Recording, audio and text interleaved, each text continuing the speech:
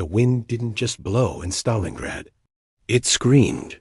It carried the scent of frozen stone, burnt oil, and the metallic tang of old blood. Nikolai crouched in the hollowed-out shell of a department store, his body pressed against the jagged brick. He hadn't moved a muscle in 6 hours. His breath was a shallow, rhythmic ghost, filtered through a dirty wool scarf to hide the white mist that might give him away to a German observer. Across the ruined square, draped in the gray shadows of a collapsing factory, was his target. Somewhere in that skeletal building was a man just like him, a hunter waiting for a single mistake. Nikolai's rifle, a Mosin Nugget, felt like a part of his own arm. The wood was scarred, and the metal was so cold it would peel the skin off a bare hand. But to Nikolai, it was the only thing keeping the world from ending. He closed his eyes for a second, listening. The distant rumble of artillery was constant, like the heartbeat of a dying giant. But close by, there was only the whistle of the wind through broken glass. He remembered his father teaching him to hunt in the Siberian taiga. "The forest doesn't care if you are hungry," his father would say. "The forest only cares if you are quiet." Suddenly, a flash of movement caught the corner of his eye. It was tiny, a flicker of light, reflecting off glass in the third-floor window of the factory. Nikolai didn't turn his head. He only shifted his gaze. There it was again.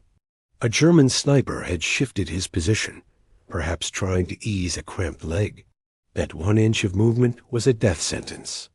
Nikolai adjusted his scope. The world narrowed down to a small circle of glass. He saw the gray uniform, the glint of a high-quality Zeiss lens, and the steady rise and fall of a shoulder. He didn't pull the trigger. He squeezed it, slow and steady, waiting for the space between heartbeats. The rifle kicked against his shoulder with a sharp, familiar punch. Through the scope, he saw the puff of white dust as the bullet struck the brick just beside the German's head. A miss. Nikolai didn't panic. He didn't move. He knew the German would now be looking for the flash. Seconds turned into minutes. The sun began to dip lower, casting long, distorted shadows across the snow-covered rubble. The German fired back. The bullet hissed past Nikolai's ear, shattering a brick inches from his face. Dust filled his lungs, but he refused to cough. He realized the German was using the sun at his back to blind Nikolai. He had to change the game. Nikolai reached slowly into his pack and pulled out a small, broken-hand mirror. He tied it to a splintered piece of wood and poked it out from the left side of the wall. Crack! The German fell for the bait, shattering the mirror instantly. In that split second, the German had revealed his exact location.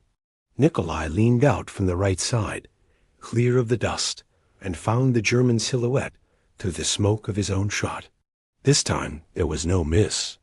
The square returned to its eerie silence. Nikolai didn't celebrate. There was no joy in the kill, only the cold reality of survival.